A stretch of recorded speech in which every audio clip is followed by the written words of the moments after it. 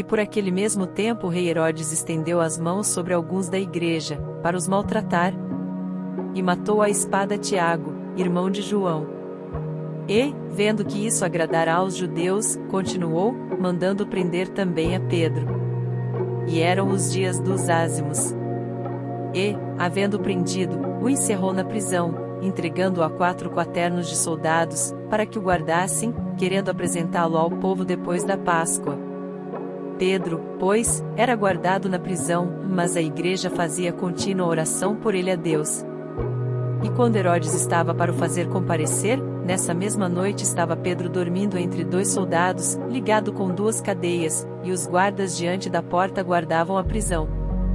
E eis que sobreveio o anjo do Senhor, e resplandeceu uma luz na prisão, e, tocando a Pedro na ilharga, o despertou, dizendo: Levanta-te depressa.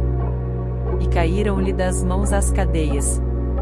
E disse-lhe o anjo: Cinge-te, e ata as tuas alparcas. E ele assim o fez. Disse-lhe mais: Lança às costas a tua capa, e segue-me. E, saindo, o seguia. E não sabia que era real o que estava sendo feito pelo anjo, mas cuidava que via alguma visão. E, quando passaram a primeira e segunda guarda, chegaram à porta de ferro, que dá para a cidade, a qual se lhes abriu por si mesma, e, tendo saído, percorreram uma rua, e logo o anjo se apartou dele. E Pedro, tornando a si, disse: Agora sei verdadeiramente que o Senhor enviou o seu anjo, e me livrou da mão de Herodes, e de tudo que o povo dos judeus esperava.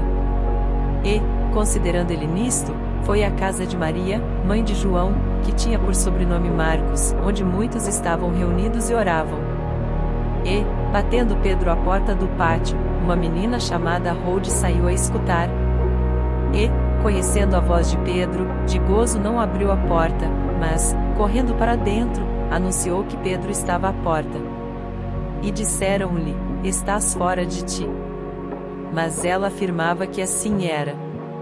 E diziam: É o seu anjo. Mas Pedro perseverava em bater e, quando abriram, viram-no, e se espantaram. E acenando-lhes ele com a mão para que se calassem, contou-lhes como o Senhor o tirara da prisão, e disse: Anunciai isto a Tiago e aos irmãos. E, saindo, partiu para outro lugar. E, sendo já dia, houve não pouco alvoroço entre os soldados sobre o que seria feito de Pedro. E, quando Herodes o procurou e o não achou, feita inquirição aos guardas, mandou-os justiçar. E, partindo da Judéia para Cesareia, ficou ali.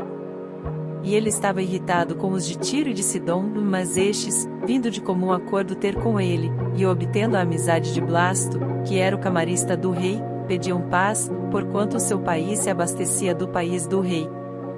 E num dia designado, vestindo Herodes as vestes reais, estava assentado no tribunal e lhes fez uma prática. E o povo exclamava: Voz de Deus, e não de homem. E no mesmo instante feriu o anjo do Senhor, porque não deu glória a Deus e, comido de bichos, expirou.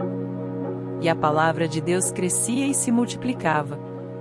E Barnabé e Saulo, havendo terminado aquele serviço, voltaram de Jerusalém, levando também consigo a João, que tinha por sobrenome Marcos.